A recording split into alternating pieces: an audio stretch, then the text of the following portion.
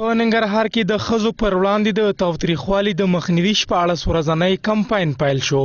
دغه کمپاین د پرانیستې پر مهال د ننګرهار د ښځو چارو ریاست مسؤلینو او د ولایتي شورا غړو په یو مطبوعاتي کانفرنس کې د ښځو پر وړاندې د تاوتریخوالي له زیاتېدو اندېښنه وښوده او زیاته یې کړه چې د دوی پر وړاندې تاوتریخوالي پیښې ورځ تر بلې زیاتېږي. ډېرې ستونزې دي او اساسي علت او عوامل د ستونزو چې دی د تاوتریخوالي چې دی دا د ناامنۍ وجه ده، د قانون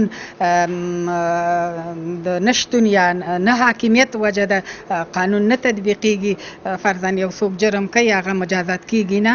بلخوا د ننګرهار د ښځو چارو ریاست مسؤلین وایي په روان کال کې تر دې دمه 1500 د ښځو پر وړاندې د تاوتریخوالي قضیې ثبت کړي چې پکې بیلابېلې پیښې شاملې دي. تقریبا 1500 قضیې زمونږ په مختلفو ارګانونو کې ثبت شوي دي، خو ډېرې پکې زمونږ کورنۍ تاوتریخوالی، فرار د منزل او اجباري ودونه دي. د معلوماتو له مخې اوس مهال د ښځو پر وړاندې د زور زیاتي کابو 3300 پیښې ثبت شوي چې له ډلې یوازې 900 پیښو ته رسېدنه شوې ده. په داسې حال کې چې حکومت په دې برخه کې خپلې تشې مني، خو له حکومت څخه د دې ستونزې پای ته رسول د خلکو هیله ده.